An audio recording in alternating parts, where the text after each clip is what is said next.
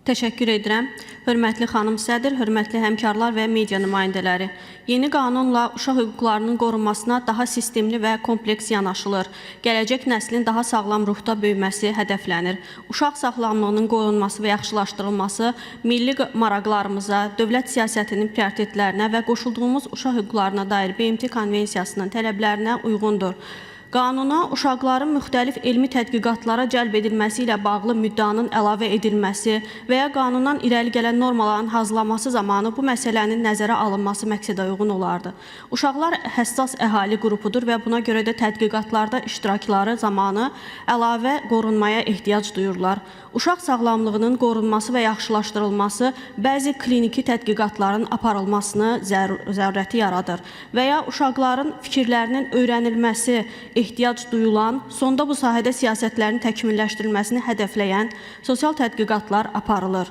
Ölkəmizdə də uşaqların kliniki, operativ və sosial tədqiqatlarda iştiraki təcrübəsi mövcuddur.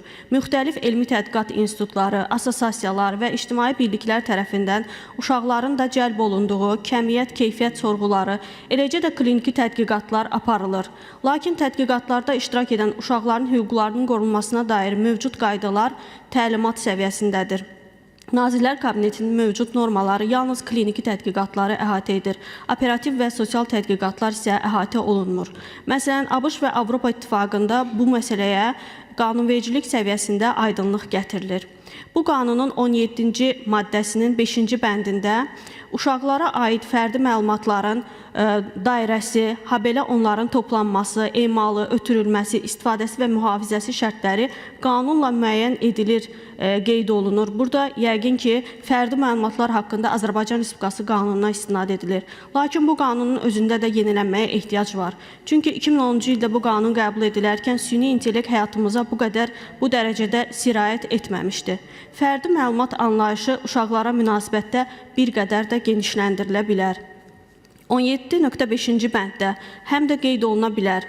Uşaqlar arasında sorğular və tədqiqatlar yalnız müvafiq sertifikasiyaya malik psixoloqun müşayiəti ilə onun qanunun nümayəndələrinin yazılı razılığı və iştirakı ilə aparıla bilər. Uşaqlar tədqiqatın istənilən mərhələsində iştirakdan imtina etmək hüququna malikdir. Bildiyimiz kimi elmi tədqiqatın etik prinsiplərə müvafiqliyini etik komissiyalar dəyərləndirir. Hər elmi tədqiqat müəssisəsi öz daxilində etik komitə yaradır və tədqiqatı qiymətləndirir. Lakin təklif edirəm ki, məhz uşaqların cəlb olunduğu tədqiqatların etik qiymətləndirməsi mərkəzləşdirilmiş qaydada aparılsın.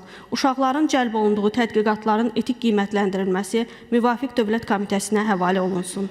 Məqsəd tədqiqatçıların işini artırmaq deyil, uşaqların hüquqlarını təmin etmək, onları xarici təsirlərdən və sui-istifadə hallarından qorumaqdır. Qanun layihəsini məqsədə uyğun hesab edirəm, səs verəcəm, təşəkkür edirəm.